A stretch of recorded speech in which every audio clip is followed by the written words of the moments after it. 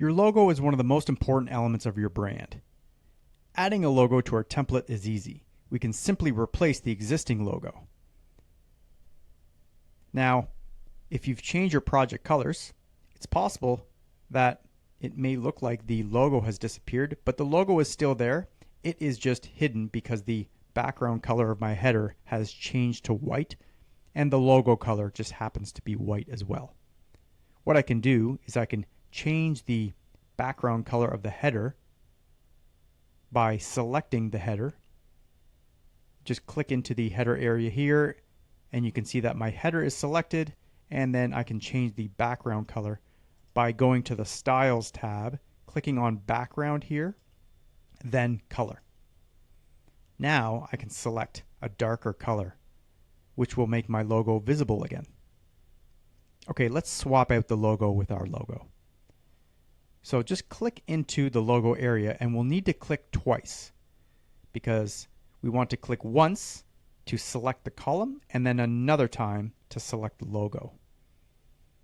You'll know the logo is selected when you see a purple border, and you'll see this little menu item that says Replace Image here, and you'll also see that in our editing menu you can see that we have the image selected here, and that's great.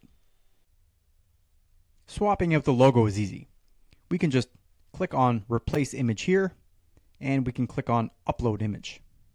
That'll open up our browser window where we can browse for the logo. I have my logo right here, and I'm going to upload it like that.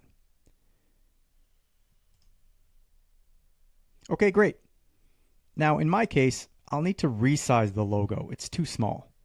Okay, the easiest way to resize our logo is to click and hold the logo's corner handles. If you just hover over the logo itself near the corners, you can actually click and drag to resize the logo like that.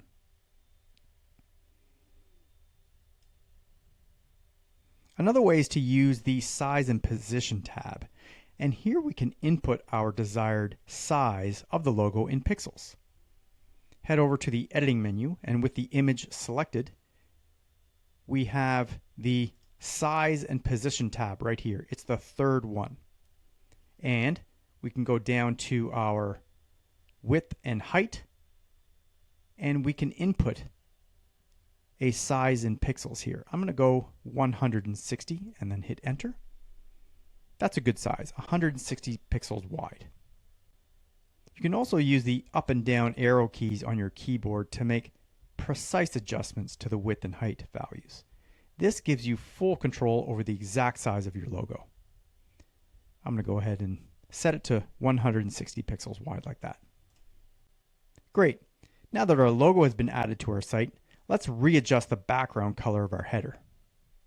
I'm going to hit Escape once again on the keyboard to deselect everything. Then I'm going to go back and click on the header here, making sure I've got the header selected. Then, making sure I have the Styles tab option selected, I'll go back down to Background, select Color, and choose my light gray as the background for my header. And there you have it.